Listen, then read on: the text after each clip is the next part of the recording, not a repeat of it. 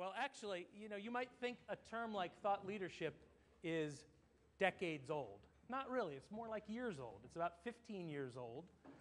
The first recorded use of it, or the first real use of it in a big setting, came from this fellow right here, Joel Kurtzman.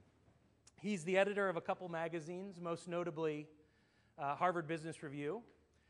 But this was his job, was to be a thought leader, to interview thought leaders, and it's in that capacity when he interviewed people who were very thoughtful about different ways to innovate around the way business is done that caused him to coin this term, thought leadership and a thought leader. And he said this is somebody who contributes new thought to business. I'd argue. Here we are with a company called thoughtLEADERS, and maybe we're not quite as smart as Mr. Kurtzman. However, I think we've actually pushed the outside of the envelope a bit in the way we've defined this, because we've taken something that I think was a bit fluffy and general, as is our calling to do in Thought Leaders. We really tried to make it action-oriented. We tried to make it, build it up so that tomorrow you could take this back and go do something with it. So you could see we've put a little more meat on the bone here. A thought leader isn't just somebody with new thoughts on business. That's good to have thoughts. That's what we did at McKinsey, right? We had a lot of thoughts. And then we tossed it over the fence and said, now you guys go figure it out. You guys go make it happen.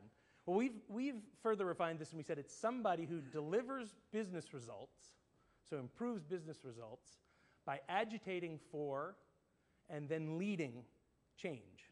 So that last little bit, I think, is the important bit, leading change. Right? It's not good enough to be an Einstein who sits with a whiteboard or a blackboard and scribbles down great equations. You actually then have to get out and sell it and convince people to follow you and do it. That's a true thought leader.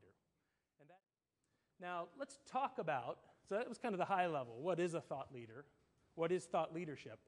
Let's boil it down now and talk about some general characteristics of thought leaders. Well, we've bucketed it nicely into 4 different groups. Vision and insight is one of the strongest characteristics of thought leaders. And you see some descriptions there. They're outside-of-the-box thinkers. They're proactive thinkers. They try and think about how their business is going to be broken before it's actually broken. They've got vision. They can see where an industry is going. My favorite, other big characteristic of a thought leader is they possess eloquence and influence. So this gets to the part about leading change, right? Really being able to say, hey guys, I've got a new way of doing things. Come follow me. Courage and endurance.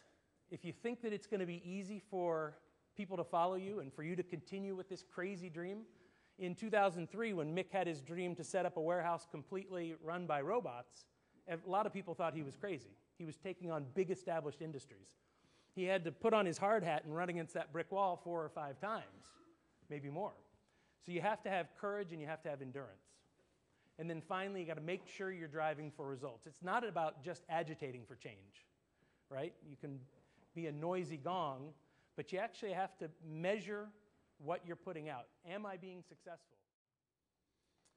So we talked about what thought leadership is. We talked about who thought leaders are. We talked about general characteristics of thought leaders. Now here comes the go-do. Here's the thing that we'll give you today that you can take home with you and actually go apply in your daily lives. What are the tools that thought leaders use? Under each one of the characteristics we've given you some tools here.